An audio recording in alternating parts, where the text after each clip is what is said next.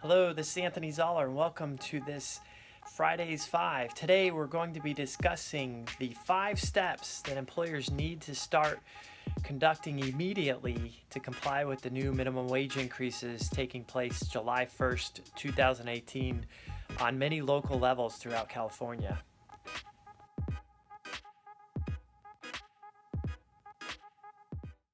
Today's Friday 5, I'm going to cover 5 basic steps that employers need to start thinking about doing now to comply with the increase in minimum wage that we're going to be seeing on some local levels coming up on July 1st in 2017 here.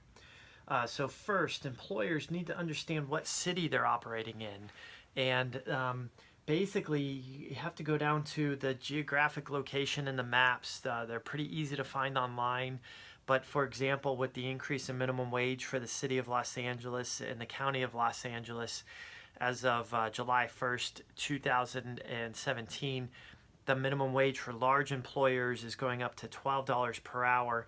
Employers have to understand if they're located in the city of Los Angeles or the county of Los Angeles. And within the county of Los Angeles, there's another distinction. They have to understand if they're in an incorporated or unincorporated area within the county.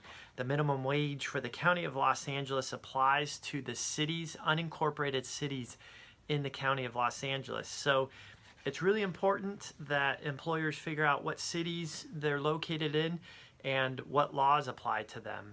There's some lists, and I've got some links down below to help employers figure that out, but it's critical that they do that analysis to find out what laws apply to them and make that determination. And also, second, employers need to understand if they aren't located in a city that has a higher minimum wage than the state minimum wage, but their employees do travel into these different cities, what that effect could have on those employees, and do they have to apply the higher minimum wage for those employees working in these different cities that have the higher minimum wage.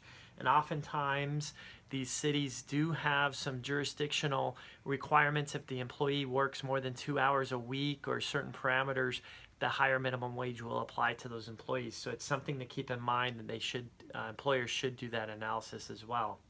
Third, employers need to ensure that their pay stubs comply and reflect the higher minimum wage. July 1st in 2017, we have this higher minimum wage kicking in for a lot of Southern California cities. Employers should start working with their payroll companies now to ensure that those payrolls, those paychecks starting July 1st are going to cover and reflect the higher minimum wage. And also start working with your payroll companies for the, if your payroll company or if your payroll period spans the gap and covers July 1st, how is the payroll company going to reflect the different minimum wages that were in effect for that time period, that payroll period? So it's something that employers should start working with their payroll companies immediately to make sure that they're compliant when time comes. And also, since you're already looking at the pay stubs, there's a link below to an example of a pay stub published by the California Labor Commissioner that has all the required information. Employers should just double check that they have all of the required information listed on the employee's pay stub while they're at it as well. And then fourth, employers should also do the calculation with their payroll company to make sure that overtime will be calculated on the higher minimum wage once that takes place. So time and a half and double time is actually going to be applied to the higher minimum wage. Just double check with the payroll company to make sure that that is actually the correct overtime rate will be applied for the employees. Now, fifth and finally, this kind of doesn't apply to the minimum wage increase that we're seeing on the local, city, and county levels, but it's something employers need to keep in mind, and I get asked this question a lot. With the local minimum wage going up, does that affect the amount that the employers need to pay for exempt employees. Now, to meet a lot of the exemptions under California law to qualify as an exempt employee, it's a two-part test. There's a duties test and also a salary basis test. And the salary test is for a lot of the exemptions, and it's not for all of them, but for a lot of them, employees need to be paid at least 2 times the state equivalent of a 40-hour week for minimum wage purposes.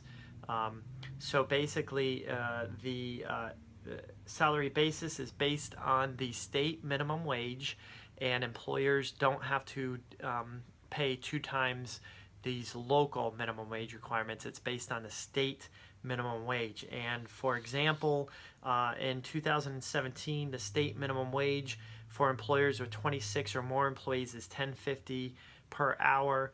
The salary basis to qualify as an exempt, for 2 times minimum wage, the equivalent of that is $43,680 on an annual basis. Now on January 1st, 2018, when the state minimum wage increases to $11 an hour, the exempt salary basis will bump up to $45,760 on an annual basis. So something to keep in mind with doing that analysis. It's based on the state minimum wage. So with that, I'll leave you with this Friday's 5. I hope you have a good weekend. If you have any questions, feel free to reach out with me, or if you have any suggestions for future videos, by all means, send me an email and let me know if you have any questions. Thanks. Have a good one.